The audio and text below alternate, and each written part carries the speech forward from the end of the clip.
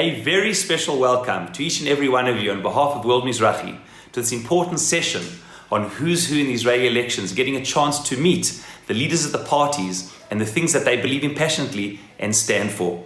And of course, to all of our Mizrachi branches around the world and local partners, we are privileged to bring you the English and Anglo community throughout Israel and throughout Jewish communities around the world, the elections for the Knesset in 2021. And firstly, what we are doing is fulfilling a mitzvah. A mitzvah in the Torah, it says explicitly in the Torah, Som tasim alecha melech, the mitzvah to appoint a political leader, a king. And the Rambam codifies this and says, indeed, one of the first mitzvot the Jewish people commanded to do when they come into the land is appoint a system of sovereignty and of governance. Then the model was kingship. And today, says Rav Kook, in the era of democracy in the modern world, it is the democratic system and the chosen system of governance by the people which fulfills a b'china of the mitzvah of malchut, of sovereignty in the land. So we're fulfilling a mitzvah. And of course, when it comes to fulfilling mitzvot, Jews are over-exuberant. This is the fourth election in 2 years. It should be one election every 4 years. We've had 4 elections in 2 years, and we hope that this one will last for the 4 years as a system of governance for the years ahead.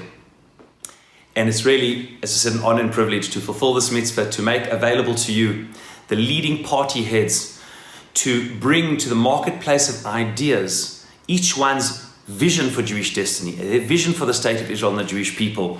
And so often politics can be divisive. Indeed, the word miflaga means pilug, it's divisive. But the aim of this is not to be divisive, but to rather to show the diversity in an atmosphere of respect for all the different views competing for the soul and future of the Jewish state. We thank Gil Hoffman, a member of our Mizrachi Speakers Bureau and Chief Political Correspondent for the Jerusalem Post, for his partnership in this endeavor, and the whole Mizrachi team involved in putting this presentation together. We thank the party heads for joining us for this. And most importantly, we are privileged to present you with this opportunity to learn about the party heads, what they stand for as we approach these important and exciting elections.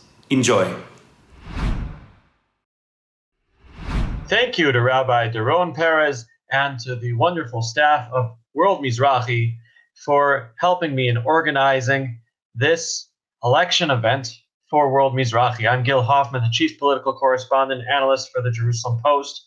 And in more than 20 years that I've been covering politics for the Jerusalem Post and speaking about what's going on behind the scenes in Israel, around the world, and I've spoken in all 50 US states, my goal has been to educate, inform, entertain, and inspire people about the exciting world of Israeli politics. And elections are when our Israeli political system gets even more exciting and fun. One of the ways that Israel looks good to the world is by being the democracy that we are. But more than that, we are a Jewish democracy inspired by the Torah and inspired by Jewish tradition. In this week's Parsha, in Parshat Kitisa, we see that after the terrible incident with the golden calf, that Moses goes back up and brings down a second set of tablets. And that was very nice that the Jewish people, after it didn't work out the first time around, they got a second chance. They got these second tablets. Well, the people of Israel are even more lucky now, because we are getting not just a second chance, we're getting a fourth chance. This is our fourth election in the last 2 years, and we keep on getting opportunities to cast our ballots until we finally get it right.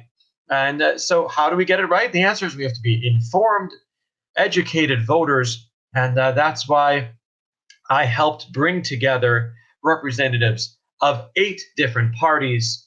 I got the leaders of 6 of the parties because they thought it was so important to speak to this audience of religious Zionists in Israel and around the world, and try to get especially the votes of the people who are here. So I hope that you watch this with an open mind. All of the representatives speak for no more than 10 minutes. Please watch all of them until the end, and then at the end, make your informed decision about how to cast ballots on the 23rd of March.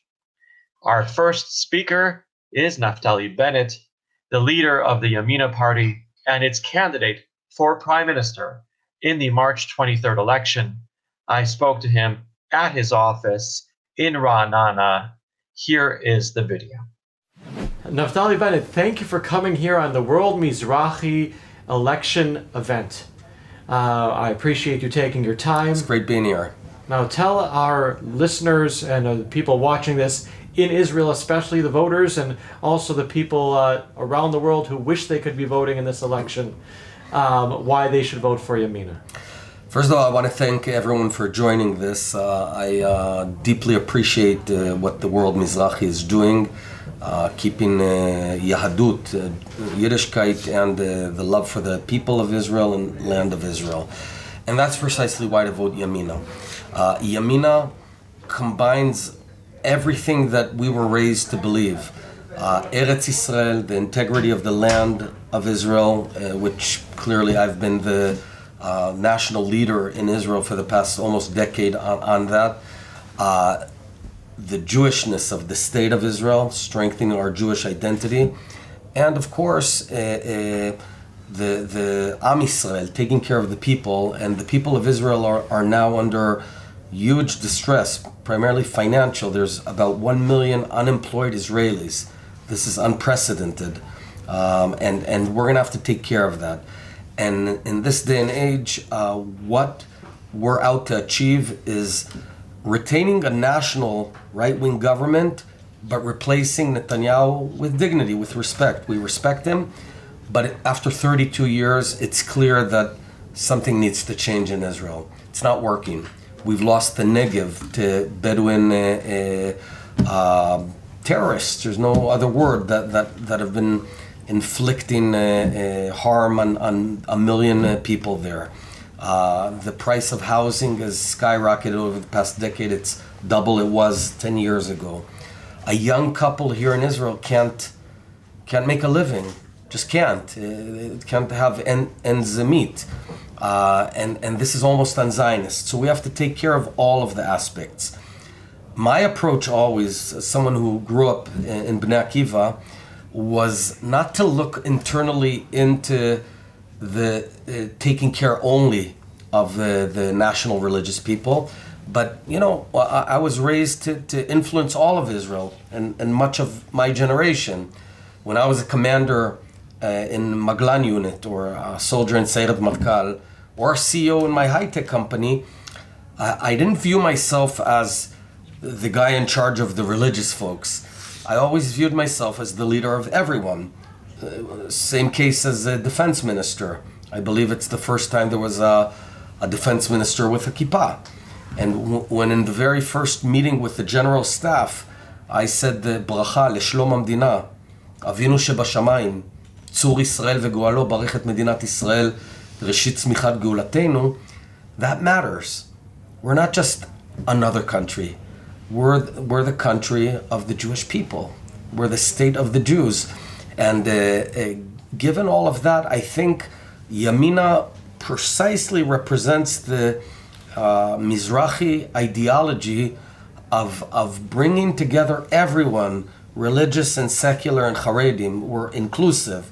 We're not. We don't push people away. We open the tent, and that's what we're all about. So tell me, the majority of people watching this are English speakers, this being an English-speaking event, and there are challenges that are unique to the English-speaking community, and they want to have representatives in the Knesset who they can turn to when they're facing those challenges, who can help them. You chose to put an English speaker first, number 1 on the list, of course, but after that only at number 16 on the list. So well, when you have number 1, you're set. But to be more, why should they vote for you, those people in particular? Because anyone Anglo, by definition, has come from either United States or Australia or South Africa or the UK, and is used to getting fairly competent services. And Israel, over the past few years, and certainly the past year, has been a show of profound incompetence. Israel is not being managed, and that's wrong. People pay here very high taxes, 53%, whereas they get very mediocre services. You try and call up a government agency, you can wait an hour and a half. That's ridiculous. We could do better. We're the high-tech nation. We're the startup nation. What I'm bringing forth is a plan. I call it the Singapore Economy Plan. I want to do what Singapore did 20 years ago. They were just where we were in terms of purchase power. You know, the average salary could buy X in Israel and X in Singapore. 20 years later, they're double. So if you're a journalist, you'll earn double. If you're a teacher, double. We can do that. All we need to do is learn from the best. What they did was slash taxes, drastically reduce taxes, slash bureaucracy and over-regulation, and bring in masses of foreign investment to grow the economy, to send everyone to go get a job. I also have a unique approach to the Haredi population to get them working by severing the, sort of the that knot, the Gordian knot that connects a military service to working. So today, Israel inflicts a double pain on itself. Not only do they not serve in the military, we force them not to work. And I won't go into all the details. I sever that connection and tell them, you know what? Next few years, you're exempt of serving in the army. Now you're free to go to work at a young age. Right now, they're prevented from going to get a job until the age of 26. By then it's too late. They already have a big family. They don't have time to go learn software or engineering or anything. I want to set them free at the age of 21. These are the sort of out-of-the-box thinking and creative thinking that I bring from my high-tech experience. I think the high-tech nation deserves a high-tech government. Thank you very much for your time. Thank you. That was Naftali Bennett, the leader of the Yamina party, who I interviewed at his office in Ra'anana for both World Mizrachi and the Jerusalem Post. If you would like to see my longer interview with Naftali Bennett, you can read it at apost.com. And those of you who have the advantage of living in Israel, you can actually have the article in print by going to your local store or subscribing to the Jerusalem Post. There, I said it. So we are moving on to the leader of the Labor Party, Merav Michaeli. Merav Michaeli is not your typical party leader to reach out to religious Zionist voters, and yet it was very important to her personally to participate in this program. You will see in my interview with her conducted by Zoom that she has a strong religious Zionist past that I had no idea about, even though I've known her for many years, and she tells some interesting stories. So here is the leader of the Labor Party, Merav Michaeli. Merav Michaeli, welcome to the World Mizrachi's special election program. Thank you for coming. Thank you so much for having me. I have to tell you, Gil, that like any good Israeli secular, or actually any good secular Israeli, I too have, of course, religious roots, and my great-grandfather on my father's side was a Mizrachi guy. And he had a Mizrachi synagogue, and he lived to be 86, I think, which was my sort of probably 16 or 18, no, not 18, maybe 16 birthday. So I knew him very well, and he was, and this is already me answering you what you're going to ask next. And he was the kind of moderate religious guy who in Poland, back in Poland, when my grandfather, who was the eldest of three boys, left to go to Hashomer Tza'ir and became secular and dragged the whole family to the land of Israel before there was a state, obviously, and that is how they were saved. but also he never, he always accepted all of his sons and us, of course, as secular. And moreover, when I was very little, and there was only one television channel in Israel, and we would go visit them on a Shabbat afternoon, and I would sort of pull my father's sleeve and say, let's go home because they have cartoons on television at 6 p.m. And it was daylight saving time. And he'd ask, why does she want to go? And they said, because she wants to watch cartoons. And she knows she can't watch television on Shabbat here. He said, I will go to the other room and she will watch cartoons because I don't want her to think that she can't come here. That I don't want her to not want to be here because of whatever. So this is why Mizrachi and religious Zionism should vote for labor, in short. Besides your background in Mizrachi, are there other reasons why people who are religious Zionists, especially English speakers, should vote for labor on the March 23rd election? Truly, because the party that represents today more than ever the current Zionist vision and is most committed to putting the state of Israel back on the path towards fulfilling that vision is labor.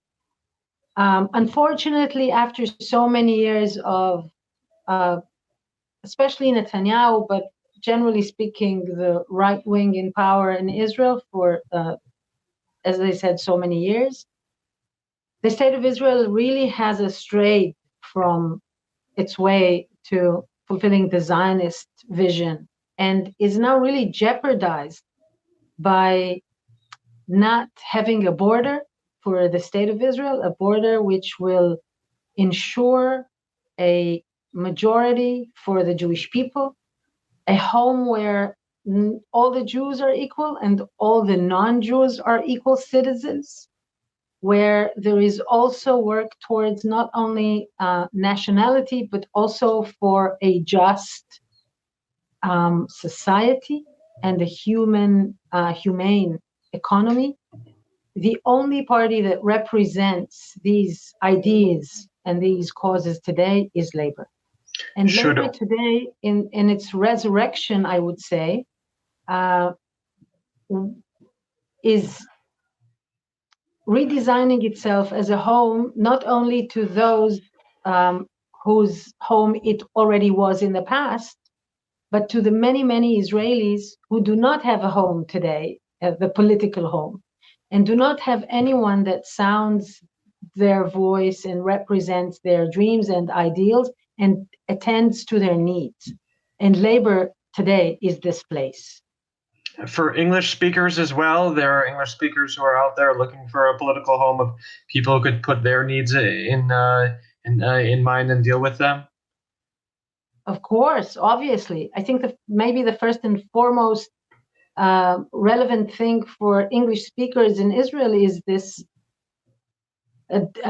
dire need to fix the twist that happened in Israel, that not all kinds of Jews are treated and considered equally. I mean, many English speakers and Jewish English speakers in Israel find themselves having to fight with the rabbinate, with rabbinic courts on basic rights that they are supposed to get as citizens, but they don't get as Jews.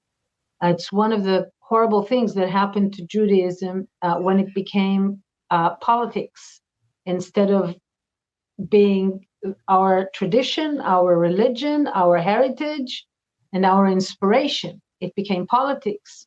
And this is ruining both the state of Israel and Judaism in Israel. So anyone who's worried not only about civil rights and equality in Israel, but also about our Jewish identity, needs to want to separate politics from Judaism. My last question will be a personal one. Can you tell the people listening and watching this around the world about your experiences learning Talmud? That is something they might not be aware of, and And I think that even the Orthodox people who are interviewed for this program aren't necessarily talking about their experiences learning Talmud, so you should be the one to do it. Oh, by all means. Maybe I should start by telling you how I started studying Talmud. And that is when, at the age of, let's say, 30, about 30, I discovered that there is so much that I was never taught. And I was furious. I just was furious because I was presented with this story, a Talmudic story, that, and I was supposed to speak about it on some television program.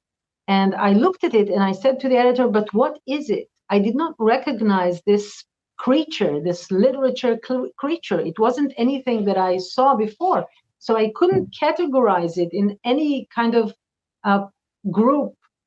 What I didn't understand what it was, what it belonged to.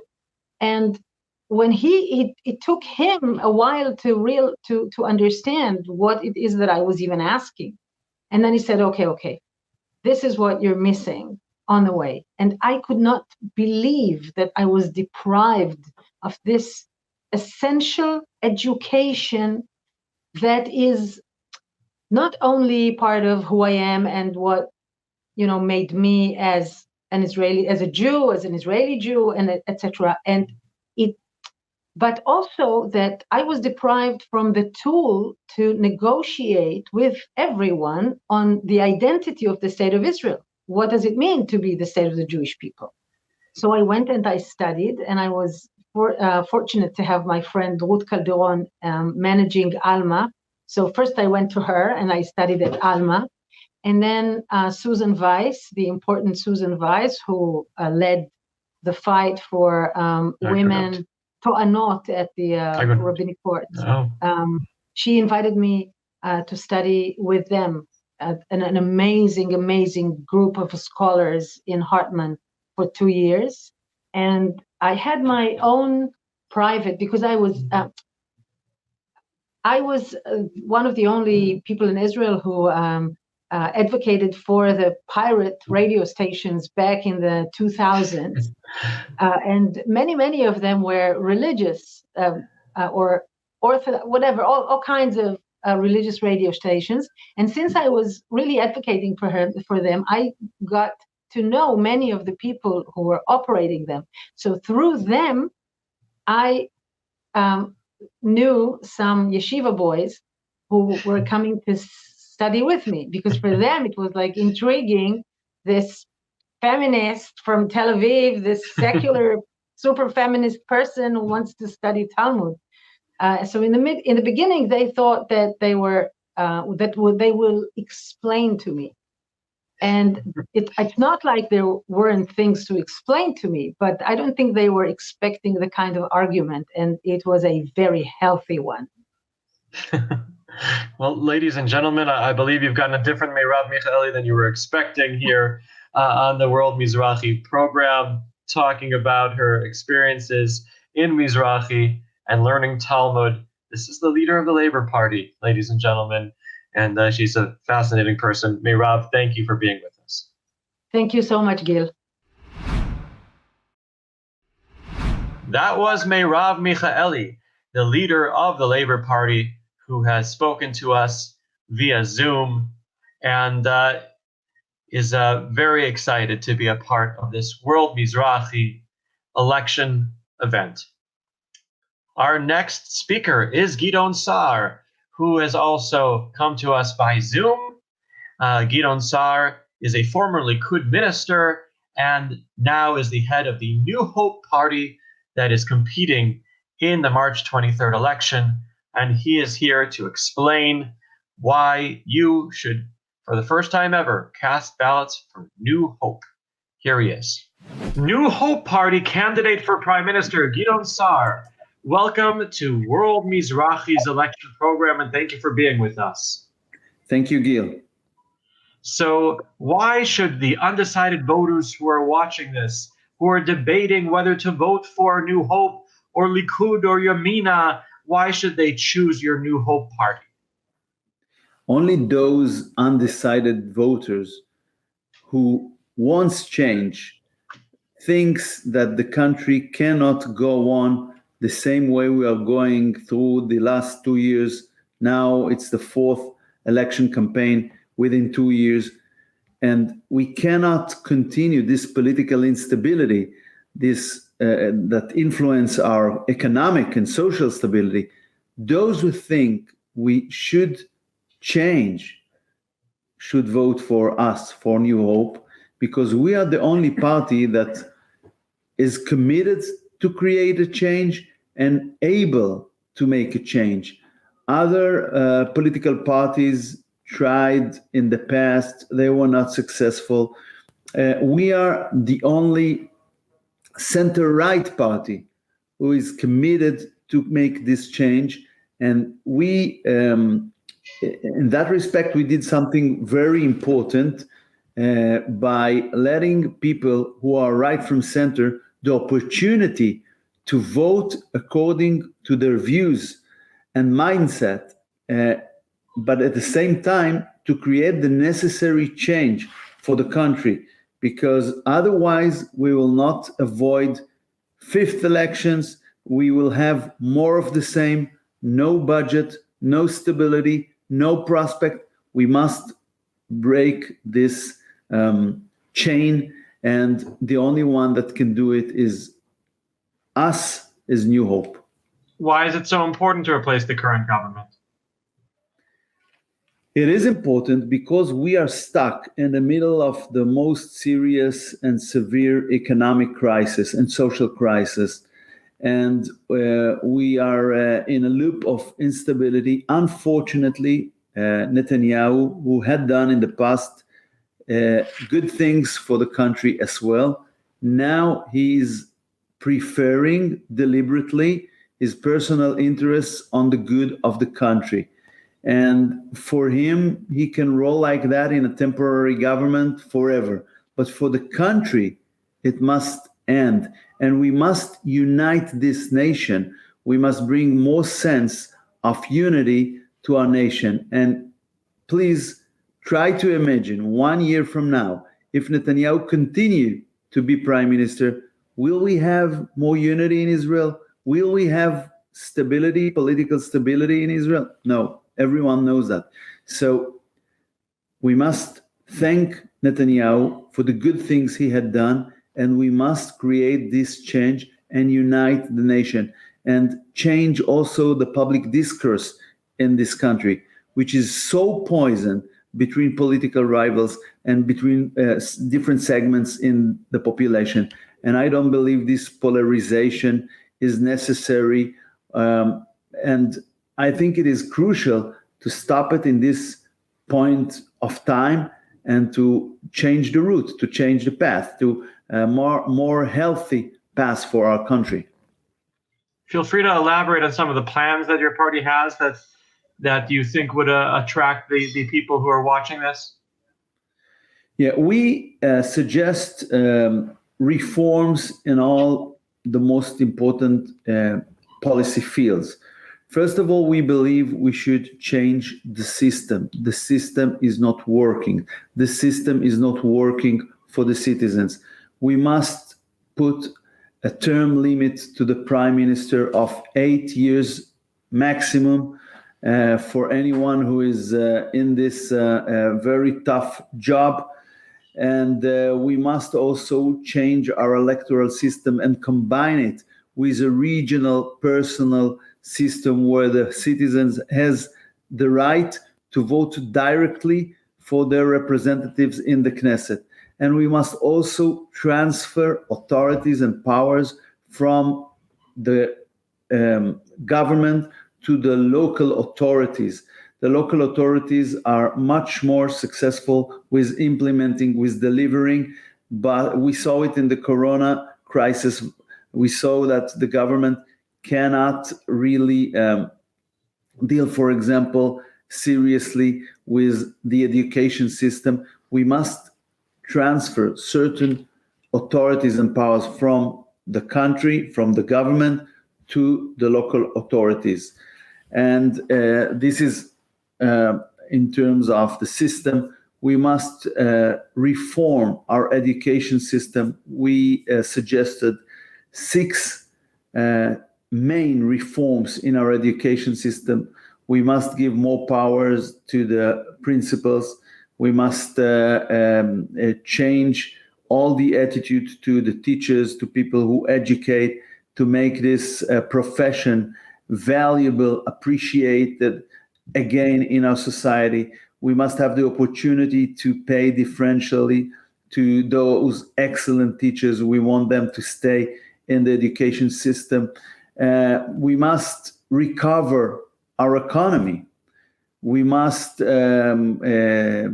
immediately, first of all, I would nominate a professional finance minister. I will try to take this position out of the coalition bargaining, and I will go immediately to approve new budget to our state, and also a pack of reforms, of economic serious reforms, battling bureaucracy. It is very important. Digitalization of our public service to be more efficient, to give this service without all the papers and the lines and the loss of days in work. We must change things in planning and building. It takes so many time in our country. We must make it easier to import. We must make a banks reform in Israel. We have a lot of reforms to do, and usually crisis is an opportunity to promote reforms. Unfortunately, this government hadn't done anything during the last year, and we didn't use this opportunity to reforms. Those reforms are very important in order that we will go again to growth in our economy, and it is very connected to our ability to promote reforms. In the same time, we will bring the next budget.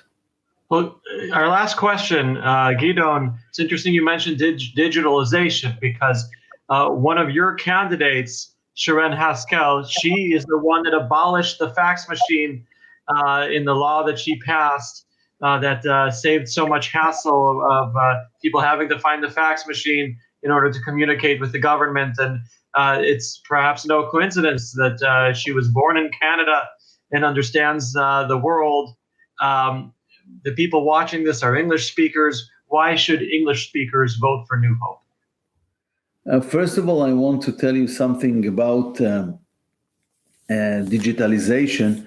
When I was in a break from politics, I've been to Estonia, a small country, a little bit more than 1 million citizens, and they said goodbye to communism only 3 decades ago, but they were able to create a system that with one digital card, you gain and you have all the services of the government. You don't need to go to any office, to any ministry, only for divorce or marry, you must do that. But all other things, including tax payments, you can do everything in the internet. And it is very important. I think we are, as a startup nation, we can do it. We can do what Estonia did, and it will be very important for our people. Why it is important for Anglos to vote for New Hope? I think the things we are talking about is their basic approach to reduce divisions and to have a greater sense of unity and less polarization in society. This is extremely important, as much as I know to those people who made Aliyah from English-speaking countries. And by the way, I truly appreciate these people who all done it from a point of choice and from a Zionistic approach. I think those people want to see more professionalism in our system and in politics, in our public service. And unfortunately, It's not what we see these days. And English speakers want to see a change in the electoral system, in the government, in governance in Israel. And those people want to battle bureaucracy. So I believe that our ideas is very much similar to those people who came from English-speaking countries want to promote. Wonderful. Thank you so much for your time, Gideon. Thank you. Thank you, Gil. Thank you for this conversation. My pleasure. That was Gideon Sar, the leader of the New Hope Party, who has come to us today by Zoom. Thank you, Gideon. Now we are moving on. Not everyone was able to do an actual interview. The Likud party is, of course, the party of Prime Minister Benjamin Netanyahu, and he's a busy guy. So unfortunately, we did not score an interview with him for this event. But when I was speaking to the people closest to him about which Likud representative we should have on our program, they were very proud of the fact that they have female candidates in top slots on their list. Of course, Merav Michaeli is the only woman party leader running in the March 23rd election. And so what better way, as long as we don't have the party leader in Likud, than to have Gila Gamliel, who's one of the top leaders of Likud, the Minister of Environmental Protection, here to speak in a message that she prepared especially for World Mizrachi and our election event. Here is Gila Gamliel from Likud. Ladies and gentlemen, dear friends, our unique, long-lasting bond cannot be untied, even in such challenging times for all of humanity.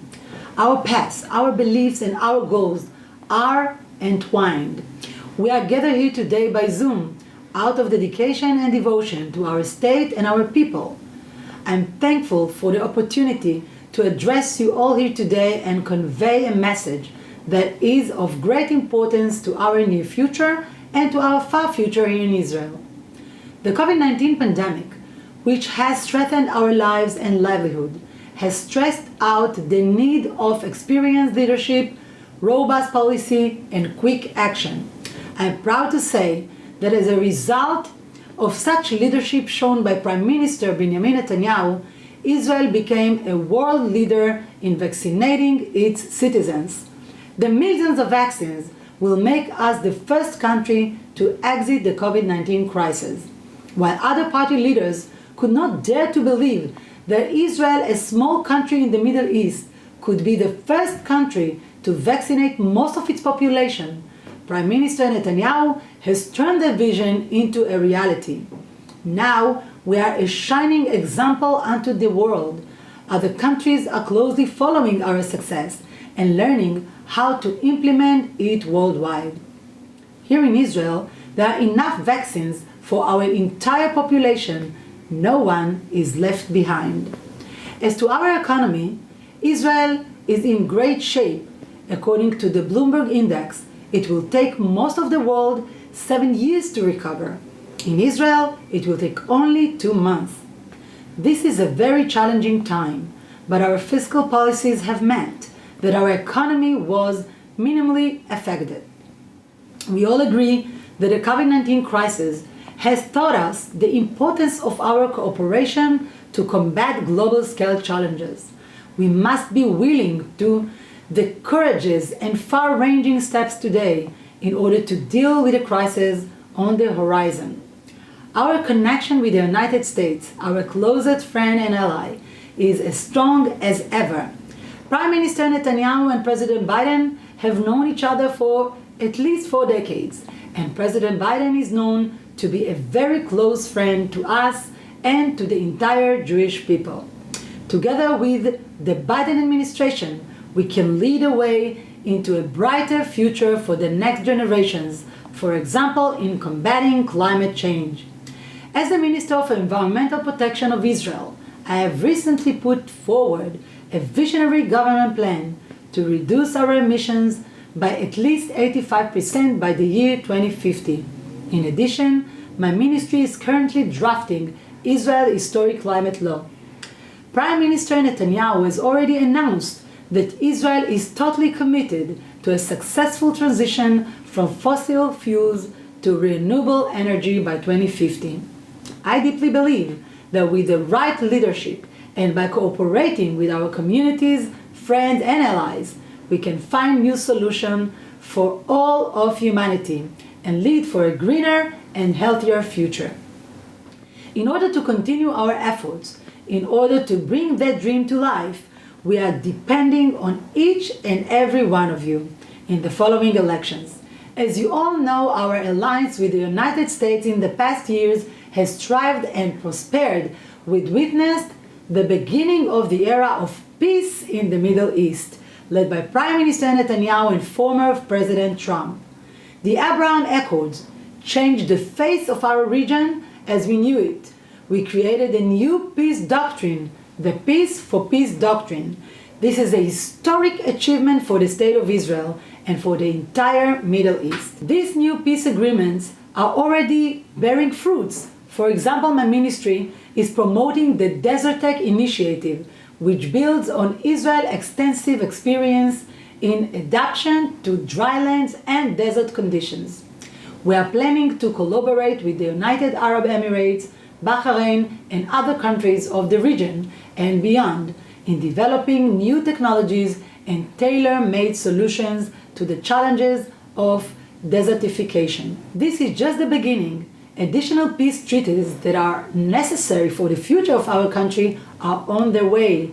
The question that remains is who would be more suited to continue pushing forward the peace process in the Middle East. Would it be Netanyahu or Lapid? Ladies and gentlemen, in order to keep reaching new heights for the benefit of our people, our security, our health, and our economy, we have a mission to form a right-wing government in Israel, a government that will strengthen our nation and preserve our deep connection to the Jewish land and our tradition. The only way to achieve that is by voting for the Likud party. Only Netanyahu will continue to bring millions of vaccines, achieve more historic peace treaties, stop Iran from obtaining nuclear weapons, and turn Israel into the fastest post-corona economy on earth, just as he turned Israel into the fastest country on earth to vaccinate its citizens. Unfortunately, other parties that present themselves as right-winged are trying to hide the fact that they cannot form a coalition without Lapid and the far-left parties. These are the hard facts. For those of you who wish to form a right-wing government, prevent a left-wing government, and avoid a fifth round of elections, there is only one way. Vote for Prime Minister Netanyahu. Vote for the Likud. Thank you. We are honored and privileged that next on our World Mizrachi election event show, we have the alternate Prime Minister of the State of Israel, our Minister of Defense and Acting Minister of Justice and Communications, the one and only Benny Gantz. We don't have an interview with him, but he was very kind in sending remarks that he prepared especially for this event and to reach out to religious Zionist Anglo voters in Israel. Here is Benny Gantz, the leader of the Blue and White Party.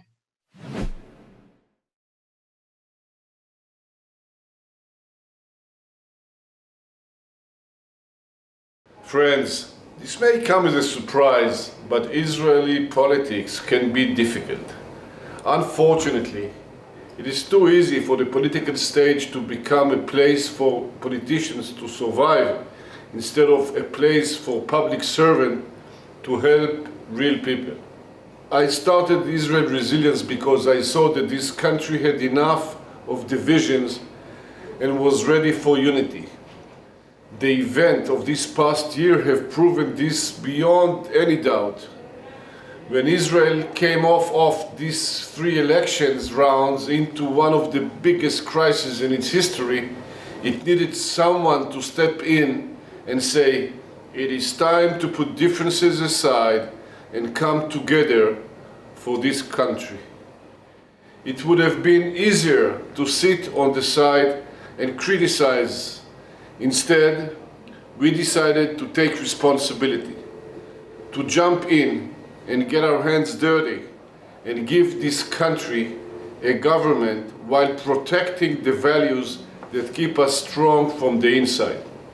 We have shown with our actions that we are willing to pay a price to do what is right for this country. Even when the decisions are difficult, they work hard, and the politics unforgiving. My friends, if you believe, like I do, that we need to keep ourselves protected on the outside, but no less unified on the inside, if you believe that clean government and the rule of law mean a healthy and stronger society, if you believe that moderation and inclusion are a recipe for a social solidarity and resilience, if you believe that our leaders should not be telling us who they are against, but they should be proud of serving every citizen because we all belong to this country. If you believe that there is a room for honesty and integrity in leadership, if you are moved, as I am, by the words of our tradition, Sur Merav v'aseh tov, bakesh shalom v'rodfehu, then your vote should go to Blue and White, which has stood beyond these values with every action. And in any case, let us all remember that we belong to each other, no matter what. Am echad אנחנו. Thank you very much. בני, בוחרים ישר.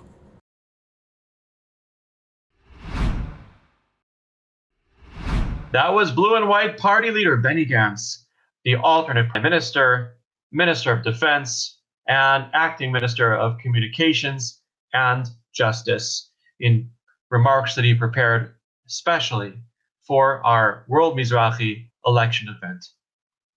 Our next speaker is member of Knesset Yitzchak Pindrus from United Torah Judaism, who is not the leader of the party yet, but he certainly has a bright future. He is from the Degela Torah, a Litvak, Lithuanian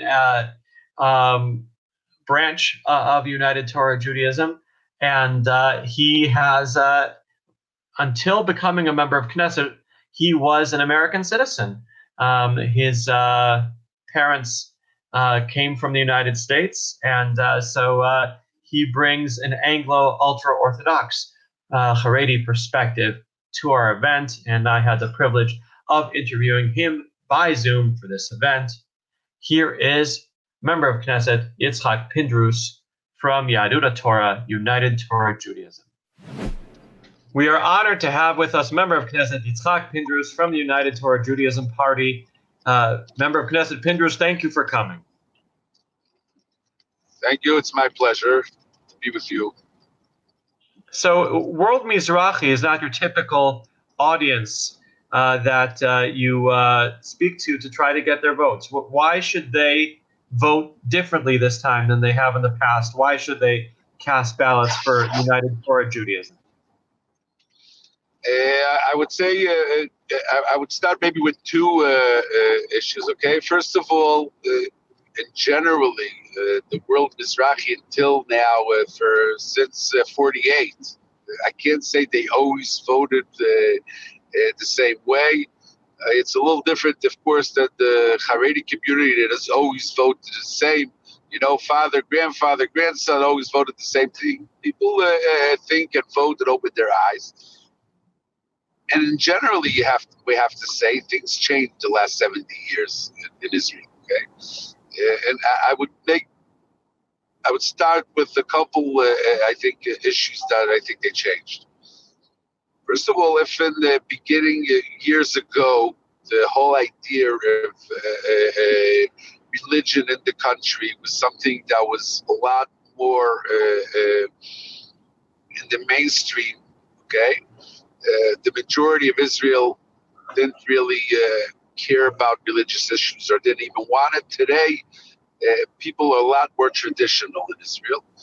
The majority of Israel is a lot closer. The example that I always bring is having over 1,200,000 people coming for Slichot at the Kotel, starting Rosh Chodesh Elul and ending in Yom Kippur. And most of them, I would say, 90% of them are not religious at all. Okay, and they feel that they have to come for Slichot. People come today to see the briskers that put out their Hanukkah licht outside the door with oil, shloisha tfachim samuch lapesach. They don't go down to Dizengoff Center to see the big Chabad menorah. No, they come down to see that brisker that puts down. That's what people come, and you see tens of thousands of people go up to Yerushalayim to see the Hanukkah licht, the same as Slichot. People became a lot closer. The second, third generation in Israel. The majority, I'm not saying there's still a big minority, a large minority that are not there, but the big majority has a lot more feelings to the authentic religion, authentic religious. And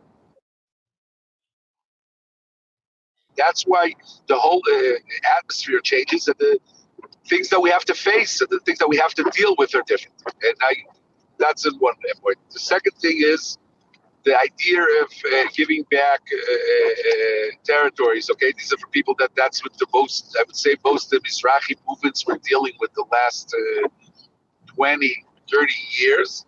And these are things that are less of an issue right now. Okay, a lot because of Trump.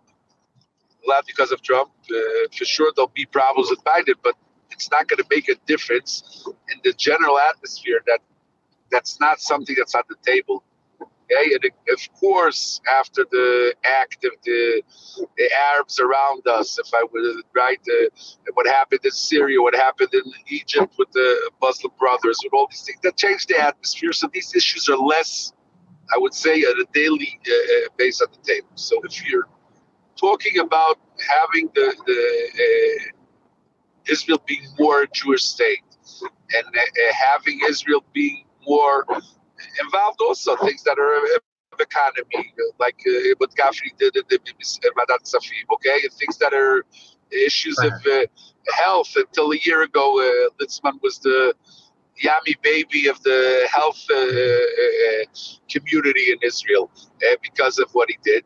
So these things make a change that the visions that used to be years ago. I still think, yes, there is still differences, but the borders are becoming a lot less politically, I would say, stronger between groups. And yes, United Torah Judaism deals today also with economy, also with rights of citizens and cutting bureaucracy. I think we're almost, I would say, number one generally in the country, in the municipalities, in the government, and trying to cut on bureaucracy, which are things that disturb a lot of the residents of Israel. And yes, we do stay authentically more than a lot of other parties. Okay, and what is the future of the religion of Israel, the religion of the religious state of Israel? Okay, now I think that it's not so known that United Torah Judaism has the Anglo voice that you provide. Most of the people watching this, we want to make sure the camera shows your whole head here in your car. I'd like you to explain to the people watching this who are English speakers in Israel and around the world about your background and why that makes you uniquely in the position to serve them. You might end up being the only Anglo in the next Knesset. What have you done for the Anglo community, and what will you do for the Anglo community? First of all, I come from the Anglo community. My father is from Cleveland. My mother is from Boston. I grew up in Arzei, Amira, which used to be, when I was a child, the only Anglo area. Was before Har Nof was built. So I'm very familiar with, I would say, the challenges that the Anglo community has in Israel. Family, neighbors, and friends. I started the first Anglo community in the early 90s in Beitar Elite, when I was in Beitar Elite, which was the new fastest growing city in those years. Since then, there's a lot of cities that are trying to go in those steps, but we started an Anglo community. I wasn't familiar then, and even not today, communities that started an Anglo community. Yeah. But just for an example, the issues we were dealing with Corona the last year, issues of bringing back students. That was an issue that I was dealing with together with the new organization that started at all the seminaries and the yeshivas. I was basically almost the founder of that organization, and to try to work out with the government of a way of bringing back those 12,000 kids that have 1 or 2 years of their life that have opportunity to come to Eretz Yisrael and maybe even stay after it, which there is a percentage that stays even for a third, fourth year. Some of them live here until today, and their own opportunities when they become 18, 19, before college, and that's the time they could come in, working on that, working on issues right now, which we're dealing the last 3 weeks, almost 24 hours, 6 days a week. And it's almost, I could say even 7, because I meet the people in the old city that even on Shabbos that they have problems coming into Israel. I mean, the Anglo community, their unique problem of the last month, the last Corona, was people that are back and forth. Some of them are not residents of Israel yet. Some of them are not citizens. They're residents, but they're not citizens yet. Hopefully they will all be. And we all know that the Nevi'im promised us that all the Jews will be residents of Israel very fast. We're waiting for it to happen. It's happening, but we're waiting for it to be faster and happen. But they don't have citizenships. They don't live here. They have businesses out there. They go back and forth. These are issues that we're dealing on a daily basis. The government isn't aware of those needs. The government takes decisions without being aware of a doctor having a clinic in the United States and going back and forth on his plane. Getting him stuck means getting him stuck. People that have businesses that are still run out here and going back and forth. And like I said, people that they became citizens and their older children didn't become yet citizens, problems like that. These issues that we're dealing, the students that we're dealing. And there's a lot of, I would say, problems of differences of culture coming into Israel in all kinds of communities. More Orthodox communities, less Orthodox communities, or I would say ultra-Orthodox, regular Orthodox, having problems with the differences of cultures that we're dealing. Also, I was dealing in the municipalities, but I was in Yerushalayim, I was in Beitar, and dealing today in the Knesset, those issues. Thank you very much, member of Knesset, Yitzchak Pindrus, for taking the time while you're driving from one campaign stop to another, I figure, over there? No, I'm driving on a project dealing with kids that fell out of the system. We're trying to open a project for kids that fall out of the system, and I'm driving down north to consult with him how to build that project. That's wonderful. We appreciate the work that you do, the public service. Thank you. Ladies and gentlemen, thank you, and בהצלחה. תודה רבה לכל. Thank you. That was member of Knesset Yitzchak Pindrus from Yahadut HaTorah, United Torah Judaism, interviewed by Zoom for this election event.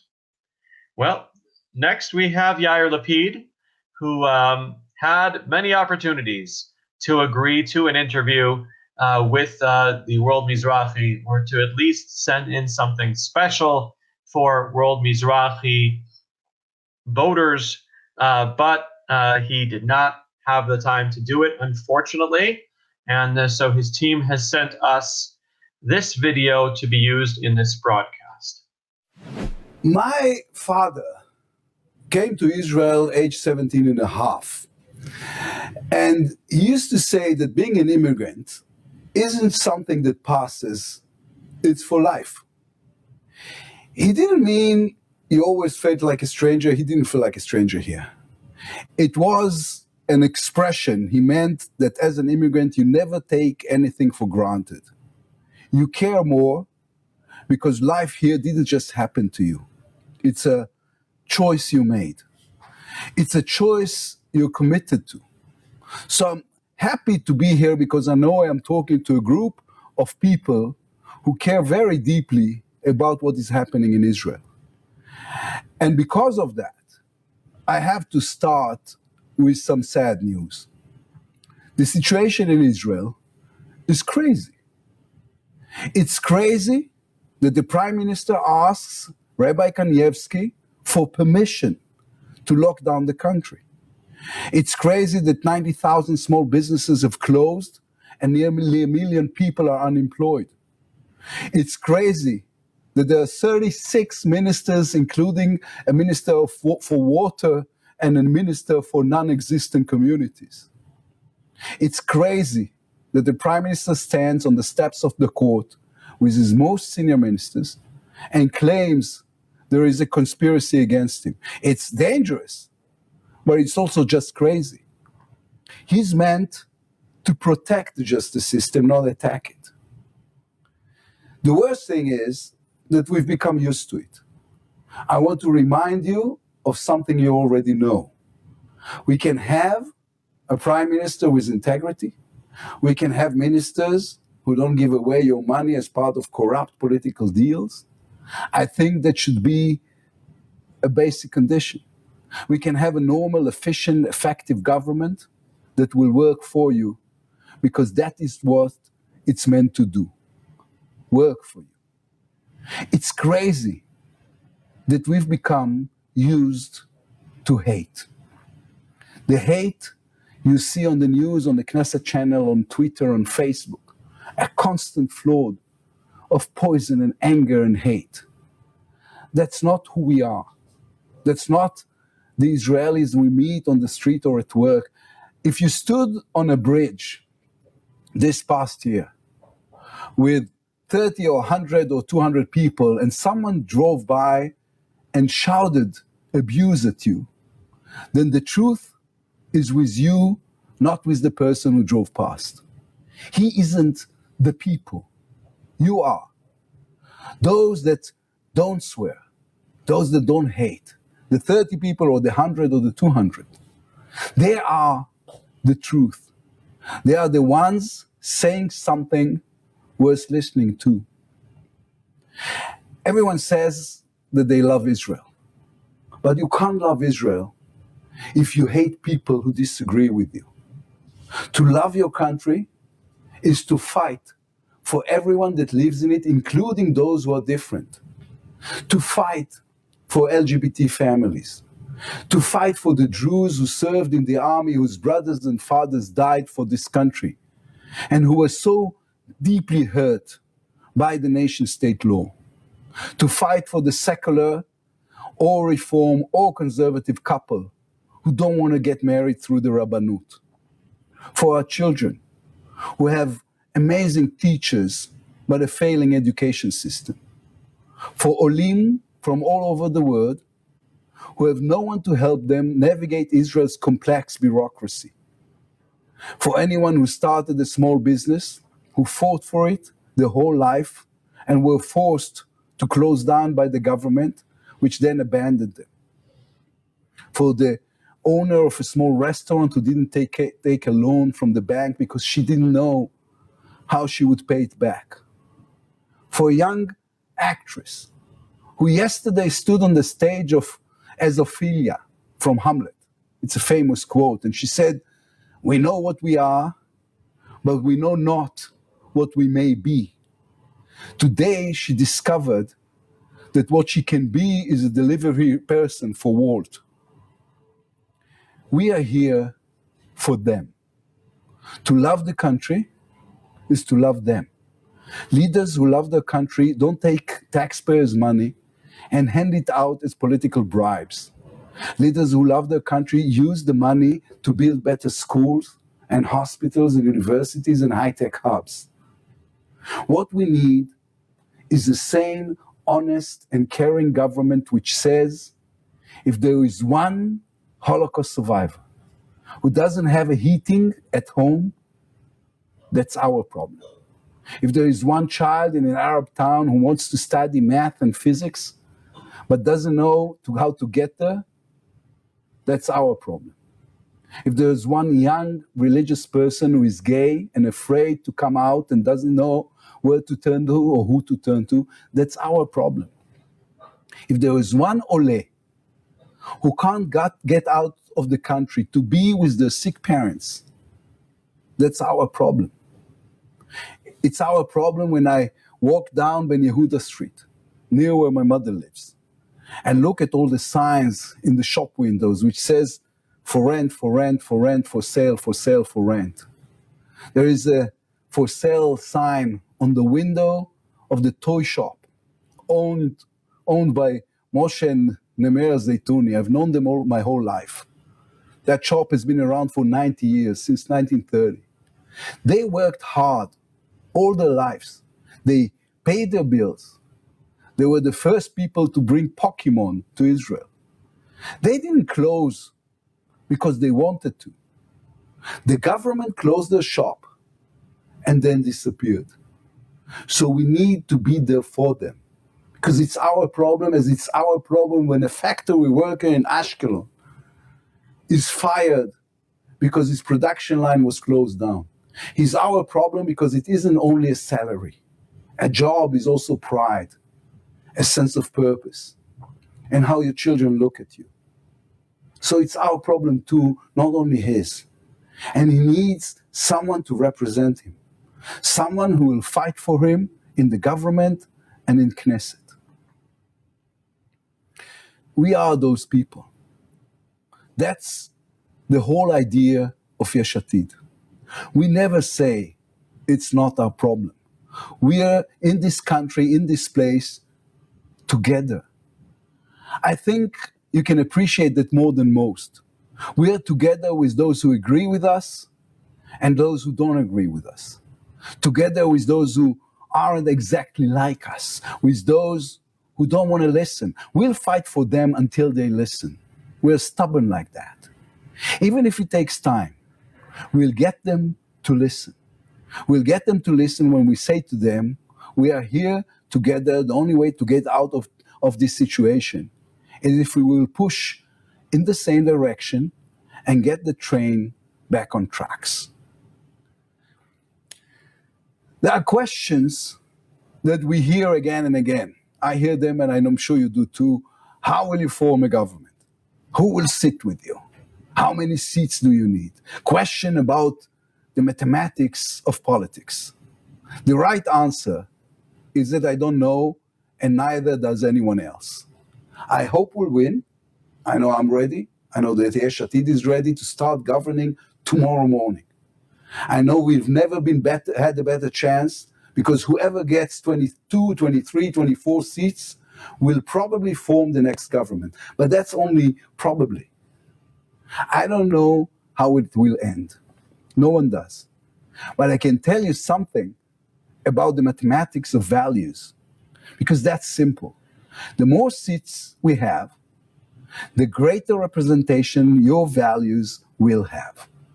The more people that vote for us, the more strength there will be for those that say, I'm here for the right reasons, for the middle class, to protect the Supreme Court, to separate from the Palestinians, to prevent religious coercion, for our children to live here and not relocate somewhere else, to reunite the country and change politics. In the last election, we were lied to. They took our voting slip and did the exact opposite of what was written on it. That cannot happen again. So before anything else, you need to ask yourself the following. Who do you trust? Who can you count on? Who kept their promise? Who do you know will keep their promise in the future as well? That's us, the only ones. That was Yair Lapid, the leader of Yesh Atid. Moving on to our last speaker. We wanted to have, as part of this event, also the Religious Zionist Party, which is headed by Bezalel Smotrich. And the Religious Zionist Party has an English speaker there whose name is Hoffman, who's number 4 on the list, and speaks very eloquently in English.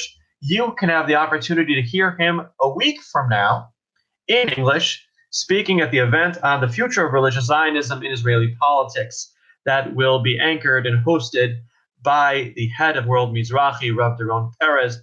But it was important to us to have the leader of the party as well, Bezalel Smotrich. His English is unfortunately not good enough yet, so I did speak to him in Hebrew, and so here we have Bezalel Smotrich with English subtitles. Religious Zionist Party leader Bezalel Smotrich, thank you for joining the World Mizrachi's election program. I'm going to be speaking to you in Hebrew.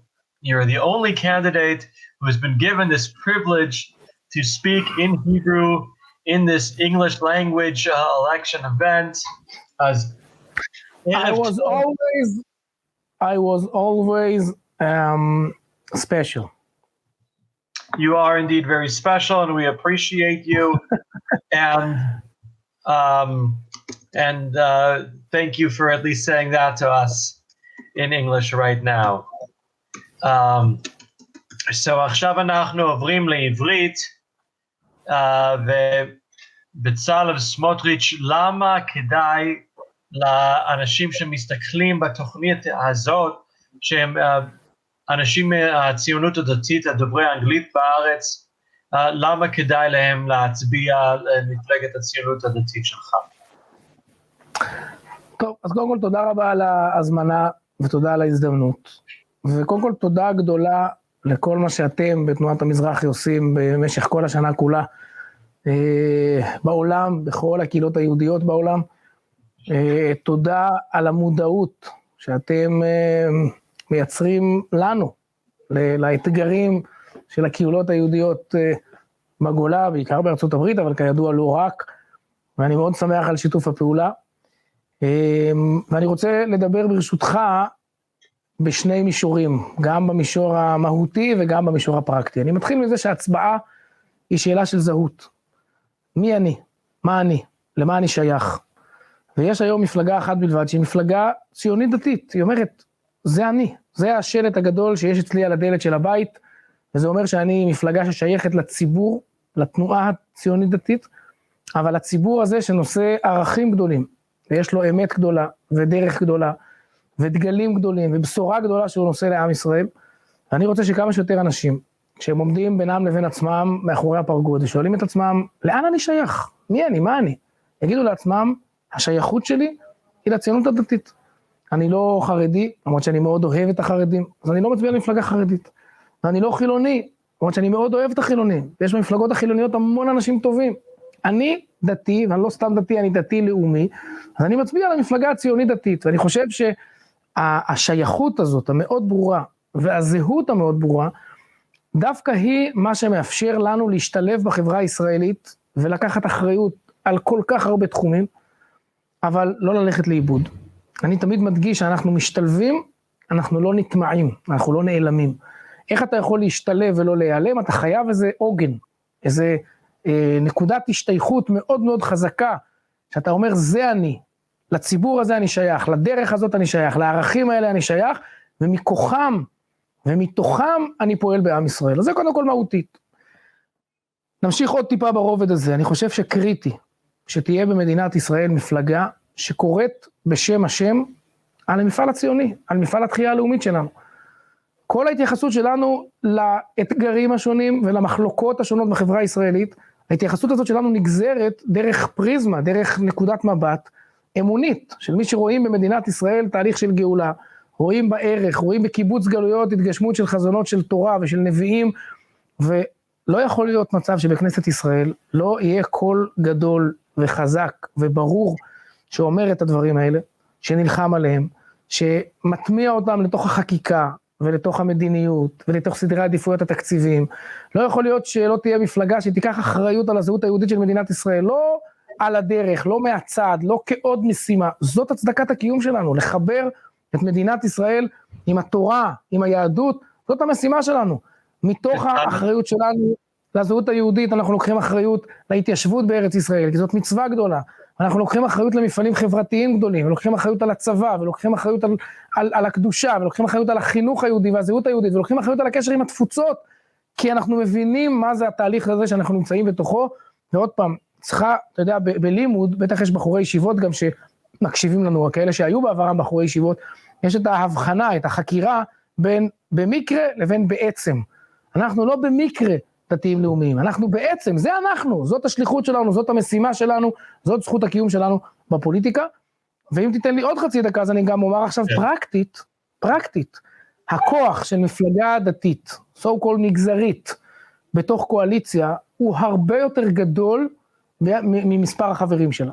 זאת אומרת, יכולים להיות 10 חברי כנסת דתיים בליכוד, שאף אחד לא סופר אותם, או במפלגות אחרות, אין להם כוח פוליטי. כשאנחנו ניגשים למשא ומתן קואליציוני, אנחנו יכולים להתעקש על חוקים ועל מדיניות, ויכולים להתעקש על תקציבים לחינוך הדתי, ולזהות היהודית של מדינת ישראל, ולהתיישבות, ולקשר עם התפוצות.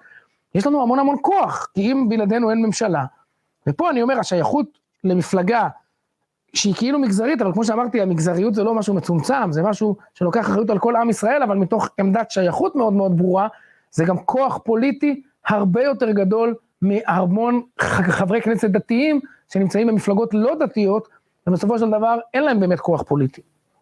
הבנו לגבי למה אנשים מהציונות הדתית צריכים להצביע על המפלגה שלך, תסביר לי למה דווקא אנגלו-סקסים, דיברת על קיבוץ גלויות, יש אצלכם מועמד מספר 4, שמחה רוטמן, שישתתף בתוכנית אחרת לבחירות של מזרחי עולמי, שמדבר אנגלית שוטפת ומגדלת ילדיו באנגלית, אבל מעבר לזה תסביר לי למה אתם המפלגה לשרת הכי טוב את הציבור החשוב הזה.